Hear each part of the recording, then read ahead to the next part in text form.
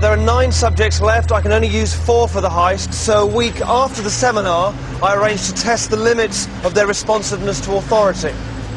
So, a week ago, I arranged for them to take part in what they now think is a piece of unfilmed academic research at a university, and nothing to do with the show, supposedly looking into the effects of punishment on learning. And they believe now that this is part of their growth. In fact, it was a reenactment of a powerful experiment conducted by Stanley Milgram in 1963 to look at how normal people can commit atrocious acts simply because they're following orders. Milgram's parents were Jewish refugees in World War II, and his pioneering work speaks volumes about the nature of responsibility. It's being filmed with covert cameras. Thank you. Lovely. Come in. They're introduced to an actor pretending to be another participant. You didn't come from the same room? No. You don't know each other? No. We don't actually know how punishment affects learning. After a brief introduction, our subjects are tricked into thinking they've chosen their role as teachers in the experiment. And if you could just tell me what your positions are? Learner. Learner and teacher. Learner. Teacher. Our subjects observe the learner being instructed by the scientist, who is just another actor. This electrode is connected to a generator in a second room. We might be going with the teacher. Okay. Just make sure that we have a good contact with the skin and so it doesn't cause any blistering or burning. Is that comfortable? That's okay, yeah. Yeah, we just place these straps around your arms just to avoid any excess movement.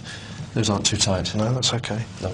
The teacher will read out some word pairs to you. Blue girl. The learner is told he's going to be asked a series of memory questions by the teacher. He will have to word pairs and then correctly remember them when offered multiple choices. If the answer is incorrect, you will receive an electric shock.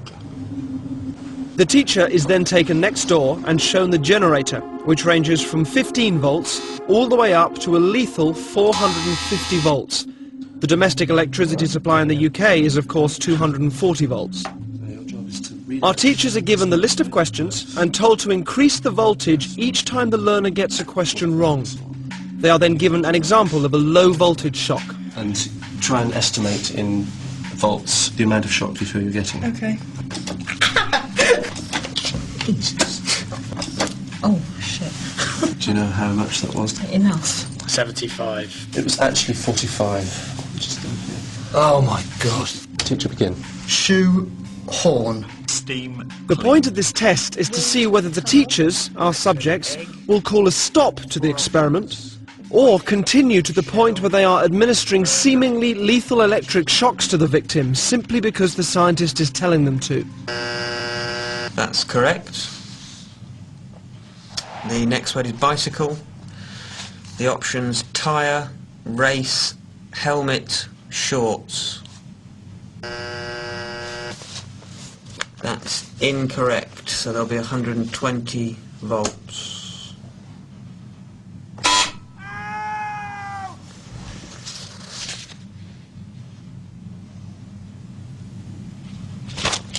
I don't think I want to do this anymore. If you could continue, please, teacher. There is... No, I don't think I'm going to do anymore. The experiment requires you to continue. Yeah, even so, I don't think I'm going to do anymore. Correct.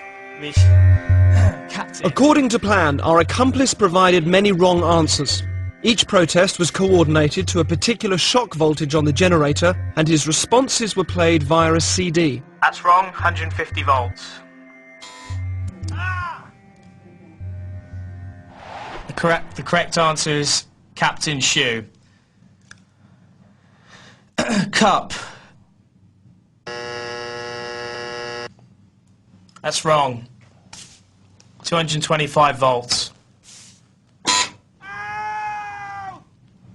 Take it off! I've had enough of this!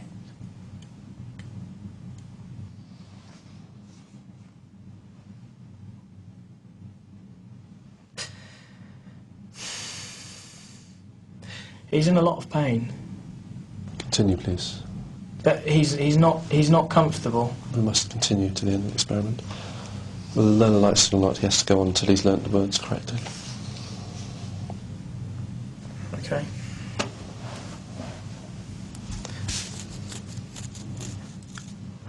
Forest. That's wrong. 240 volts.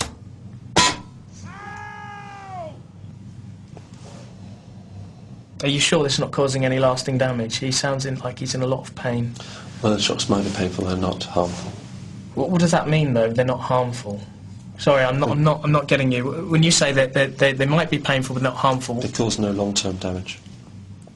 okay, so what does that mean? It doesn't leave any scars? It causes no damage. That seems very cold and calculated to me. This doesn't seem like a very... Anyway, golden.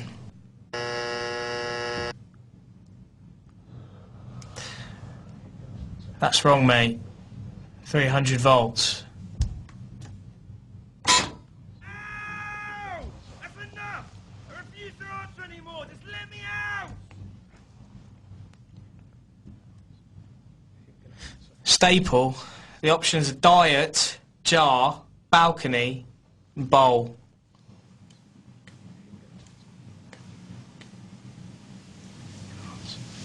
I'm going to answer.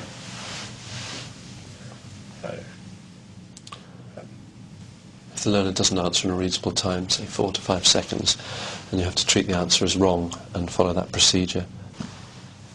Did you hear that, learner? Just any response, mate. Come on. Wild guess. Please continue. 345 volts if you're still with me. I'm sorry. I can't do this, honestly. Can we stop this experiment? Because I can't do this. If you don't continue, we'll have to discontinue the experiment. Yeah, okay, fine. That's fine. I'm not going to do this. Incorrect. 405 volts.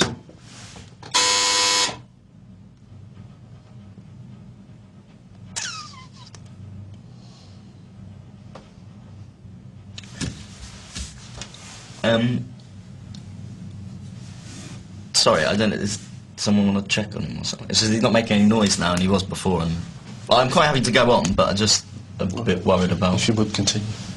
Yeah, I'm just a bit worried because he was like he was like complaining before about the. But no harm will come to him. But he's not making any noise now. It's essential that we continue with the experiment.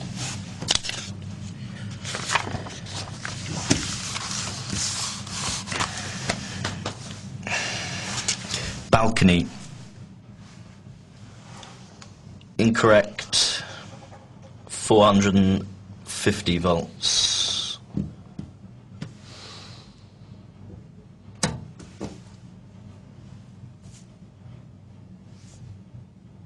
You promise he's not. It won't. Please continue with the procedure. You say it hurts, but it's because it's like it says they're dangerous in a shot. You'll be all right. Yeah. Please continue.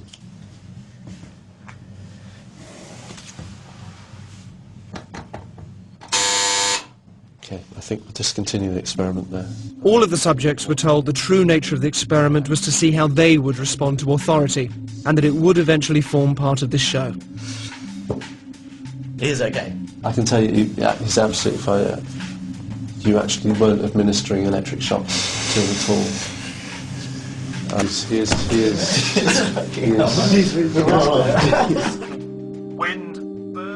In the original Milgram experiment, psychologists were asked to predict how many people would continue to the point that they were administering the highest shock on the board. Their prediction was 1/10%. They were wrong. The results of our experiment were almost identical to the original.